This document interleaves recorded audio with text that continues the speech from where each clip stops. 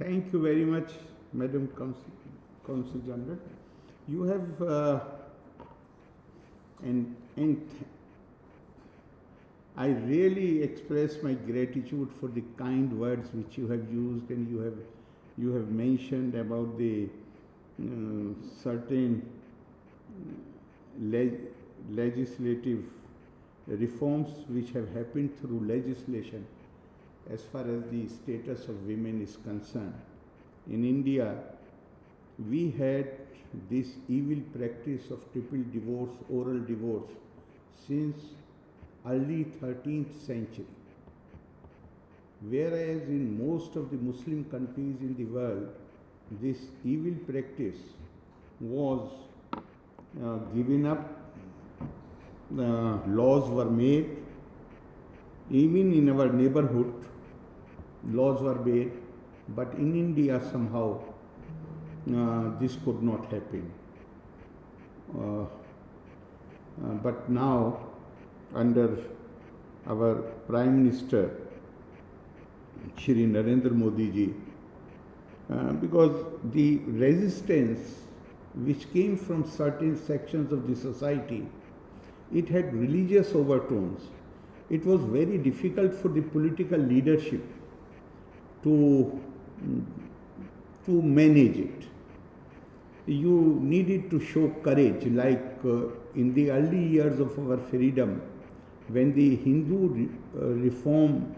Hindu law was reformed, then at that time too there was a lot of opposition. So any government would undertake such measures of social reform, particularly when they touch the religious feelings also, it becomes quite a difficult task. But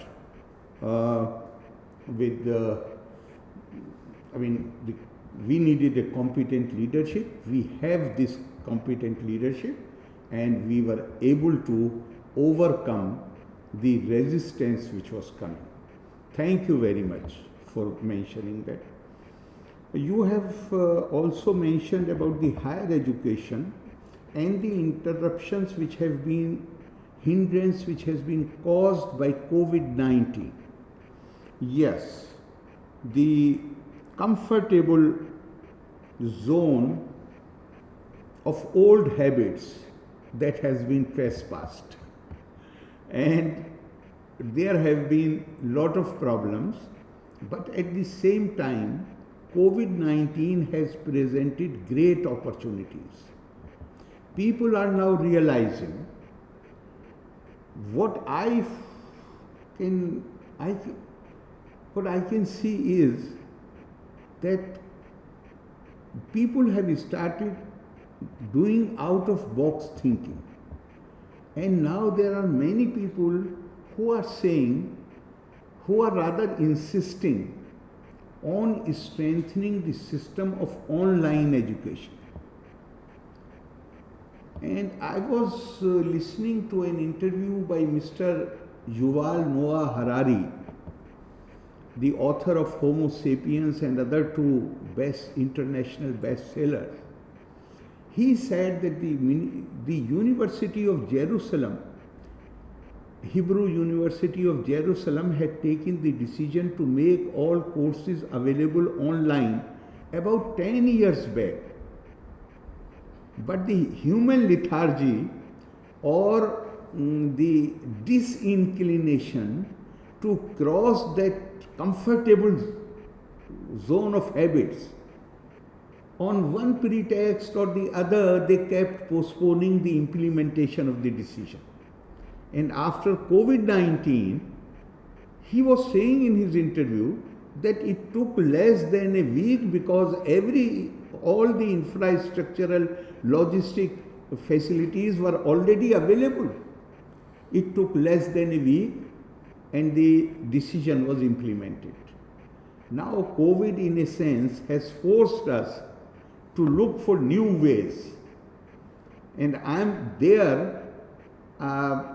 I will definitely look for more cooperation from your side, because you have very advanced universities, you have advanced systems, and we would like to take advantage through your good offices of these facilities.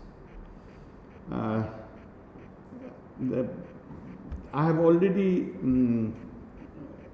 requested you, extended my invitation to you. I would also like to extend my invitation to members of your team. Please, as soon as the situation becomes normal, situation permits, I shall be very happy if you travel to Thiruvananthapuram, come here and spend some time here, see things for yourself. It's a beautiful estate. It is described as God's own country. Anywhere you go, the plain areas, the hills, anywhere, it's all full of greenery. So, and I'm sure you would enjoy your stay here, and I'm also inviting the members of your team who work with you, because that will give us greater opportunity for better interaction and sharing our views, and how we can use all possible opportunities for the mutual benefit. Thank you. That is a wonderful opportunity and a wonderful invitation, especially the extension to the team, because as you know, we are what our team is, so everyone brings to that their perspective, their expertise. So that's really wonderful, because we certainly have expertise in many areas. So thank you for saying that. And back really just to touch again on the subject of women's rights. So how has the bill really affected the Muslim population in your state? Have you noticed a change? How has it been received? One thing is the theory and the concept and the principles behind change, and then another is society's ability to adapt to it. So I wanted really your insights into that. Sure.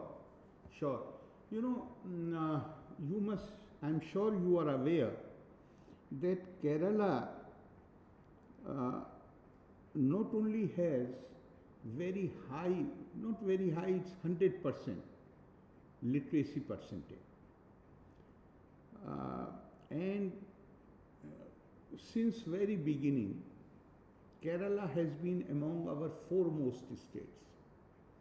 So in places where education is high, the problem, in addition to that, Kerala has been a matrilineal society. This you can feel the impact of that matrilineal society. You can really feel it when you come here and you see it for yourself. Women in Kerala generally, I'm not talking about women belonging to any particular denomination. Kerala generally, you will find women maybe sometimes more confident than men. They really enjoy not only equality, but their level of confidence is very high. So in Kerala, the problem which we were discussing earlier, that was not a real problem in Kerala. This problem pesters more the society where the level of literacy is low. Even in states, northern states, the educated classes, the problem hardly exists. It is mostly among the educationally people with low education or minimal education, whom the problem afflicts more. So I do not have the official figures available with me. But I have an idea based on the figures of last year that after the judgment of the Supreme Court, which held triple talaq, TT, triple divorce as unlawful, unconstitutional, then in next 3 months, even after the Supreme Court declared it to be unconstitutional, unlawful, even then more than 500 cases of triple divorce were reported from all over the country within 3 months,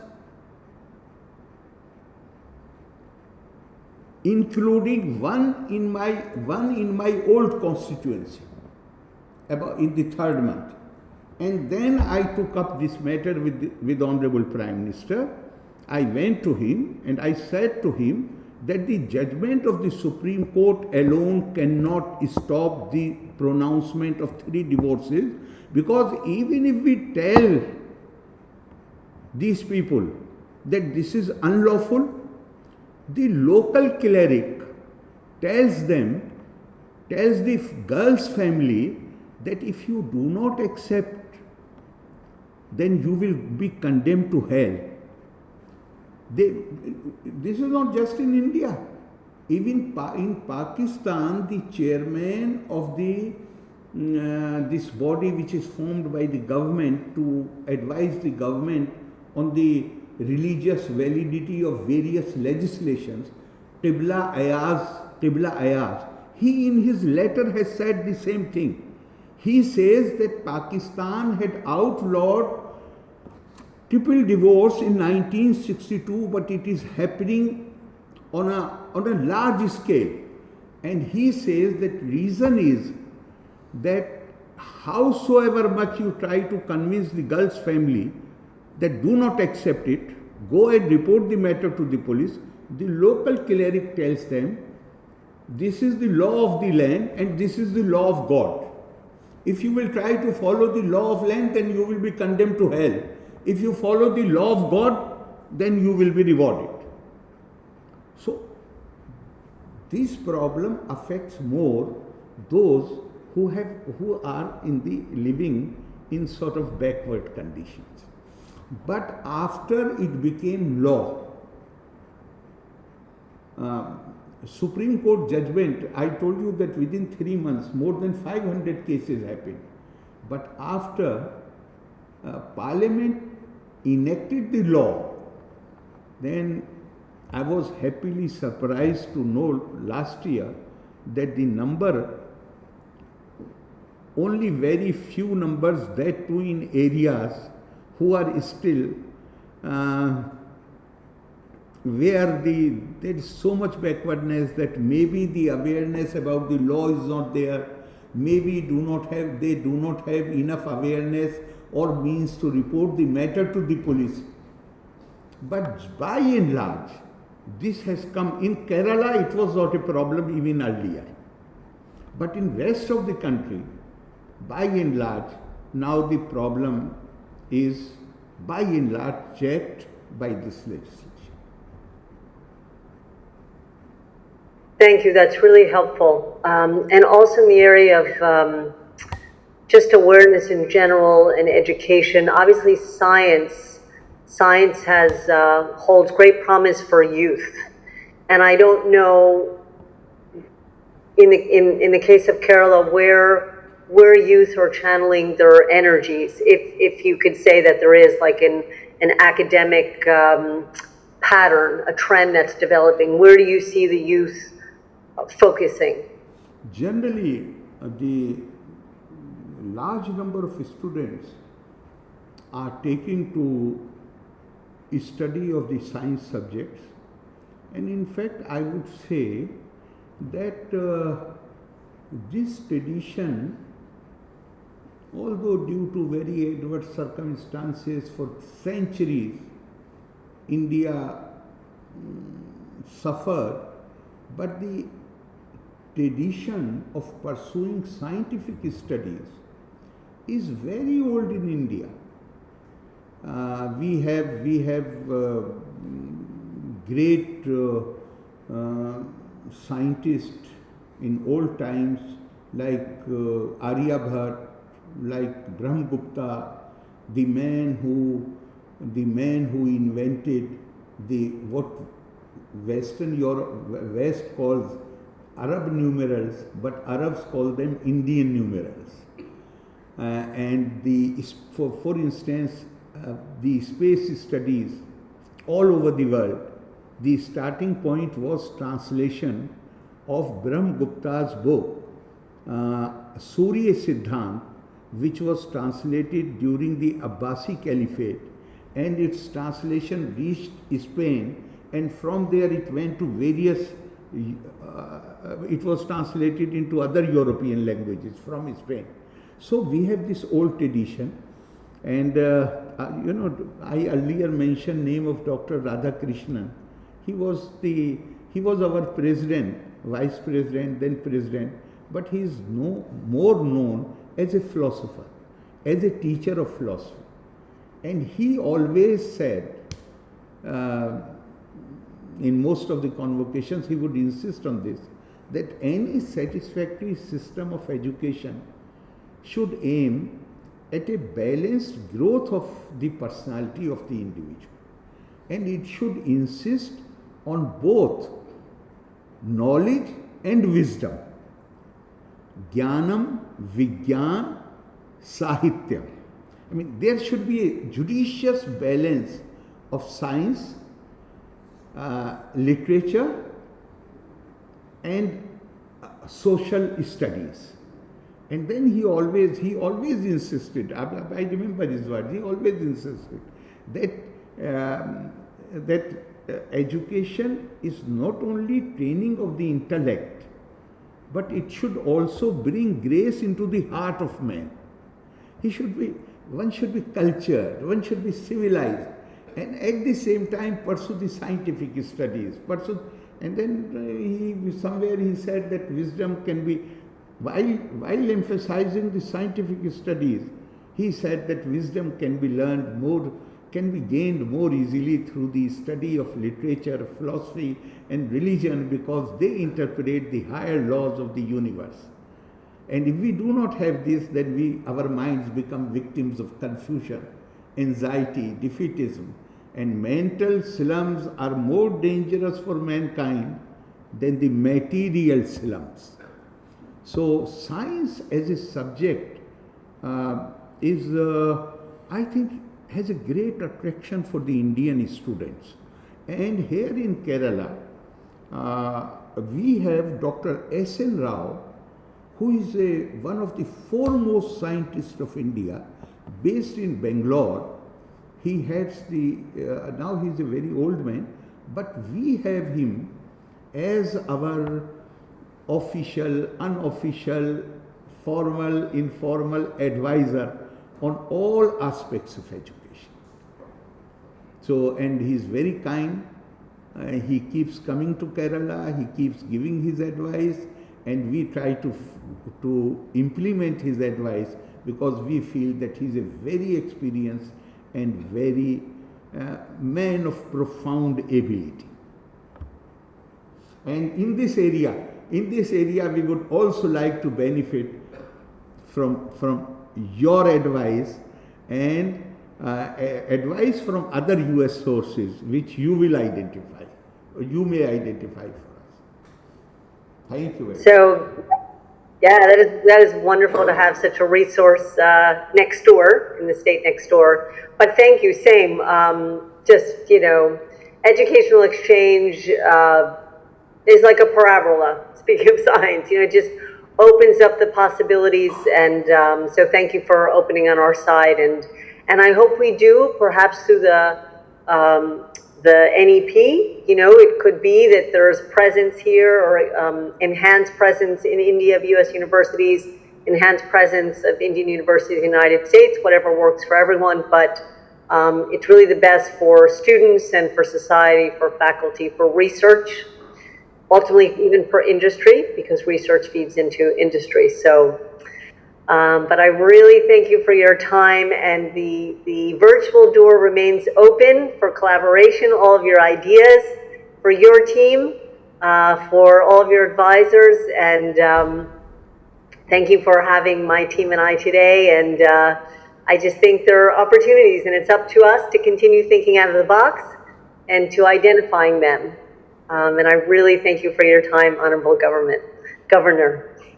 Thank you very much, Excellency. I really value this meeting, and I hope we will have more introductions in future, and more than that, I hope soon you with your team will come to Kerala and be our guest, so that you can see for yourself what is happening. And I assure you that you will enjoy greatly, because as I told you, this state is in many respects is quite different from other parts of India, particularly as far as women are concerned. This is a state where it were the women who used to inherit the property, not men. It was a matrilineal society. And it has the kind of, you will see people here, they have a deep sense of empathy. This deep sense of empathy, I believe, has come because of this matrilineal society. Again, I would like to quote Dr. Radhakrishnan. Dr. Radhakrishnan says that to be a complete individual, one needs to cultivate the quality of compassion. This compassion comes naturally to women, and for men to complete their personality, they must make a special effort to cultivate the sense of compassion. So that sense of compassion you will see very prominent in Kerala society, and it possibly has come because the DNA of the Keralites has been affected by this old system, matrilineal system. So I am sure when you come here, you will enjoy your stay. Thank you.